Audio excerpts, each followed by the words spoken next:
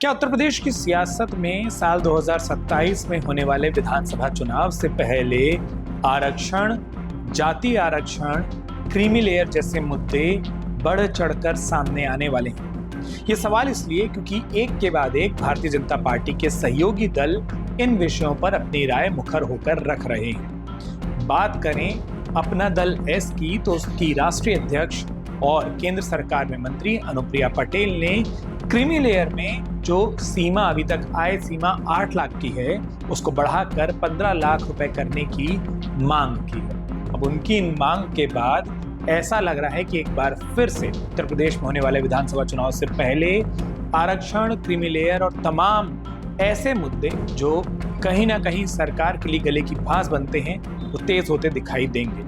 ऐसा हम इसलिए कह रहे हैं क्योंकि कुछ दिनों पहले सरकार में ही मंत्री और एक और सहयोगी पार्टी सुभाषपा के राष्ट्रीय अध्यक्ष ओम प्रकाश राजभर ने आरक्षण के पुराने वादे, जातियों के सर्वे करने की मांग को दोहराया था। और उससे पहले एक और सहयोगी दल के राष्ट्रीय अध्यक्ष संजय निषाद ने, निषाद पार्टी के जो राष्ट्रीय अध्यक्ष हैं, उन्होंने दिल्ली में आरक्षण के मुद्दे पर जो बात जातियों की वो आरक्षण को लेकर और खास तौर पर SC ST कोटे में आने को लेकर करते रहे हैं, उस कोटे में बदलाव की करते रहे हैं, उसको न मांगे जाने पर विधानसभा के घेराव तक की चेतावनी दे दी थी। अब अनुप्रिया पटेल की इस नई मांग ने सरकार के सामने सवाल तो खड़े भी कर दिए हैं कि क्या सरकार क्रीमी लेयर में किसी तरीके का फेरबदल करेगी, और अगर करेगी तो फिर वो जो एक बहस चलती आ रही है कि आधार आर्थिक भी हो, उस बहस पर जवाब क्या होगा। और अगर क्रीमी लेयर में कोई बदलाव होता है तो इससे SC ST कोटे से आने वाली जातियां भी क्या अपने लिए आरक्षण की सीमा, आरक्षण के दायरे को लेकर क्या किसी तरीके की बात नहीं उठाएंगी। सवाल ये भी उठेंगे कि जिस तरीके से ओम प्रकाश राजभर जातियों के सर्वे की बात को कर रहे हैं, वो बाकी छोटी जातियों के जो रिप्रेजेंटेशन है उसकी बात कर रहे हैं, उसका क्या होगा क्या संजय निषाद की उस मांग का, जहां पर वो लगातार जातियों को अनुसूचित जाति, जनजाति में शामिल करने की बात को अलग अलग मंचों से दोहरा रही है। फिलहाल भारतीय जनता पार्टी इस मसले को खामोशी से देख रही है।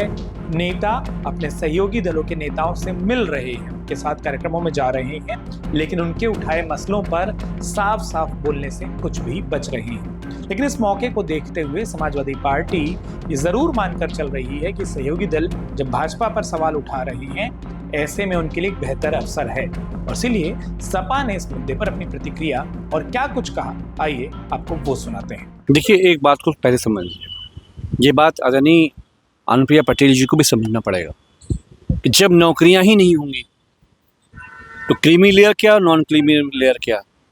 जिस तरह से निजीकरण, प्राइवेटाइजेशन पूरे उत्तर प्रदेश में हुआ, एक एक महकमे में आप चले जाएं, हर जगह ठेका पट्टी में नौकरियां, उनके साथ एक्सप्लॉयटेशन हो रहा है। तो जब नौकरी नहीं होगी, निजीकरण होगा, जब आपका भदोई का एक्सपोर्ट बर्बाद होगा, जब मुरादाबाद का एक्सपोर्ट बर्बाद होगा, वहाँ पे नौकरियाँ ही नहीं होंगी। जब नौकरियाँ नहीं होंगी तो उसमें आरक्षण लागू होने ना होने की कोई बात ही नहीं है। इसलिए मेरे नेता मानिक अखिलेश जी, उनका सामाजिक न्याय पर भविष्य का उनका समझ बहुत साफ है कि हम पूरे तरीके से आबादी के लिहाज से, जिसकी जितनी आबादी उतनी उसकी हिस्सेदारी, उसको बांटने का काम। और अखिलेश जी ने एक बात बहुत साफ कर दी है, जो बात अनुप्रिया जी को भी सेंटर में उठाना चाहिए, कि निजीकरण को तुरंत सरकार इमीडिएट बंद करे।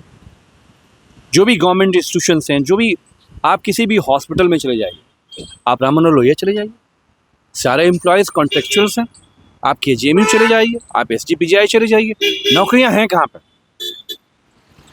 तो हमारा ये कहना है कि ये निजीकरण का जब तक खेल बंद नहीं होगा, creamy layer, non creamy layer का कोई मतलब नहीं।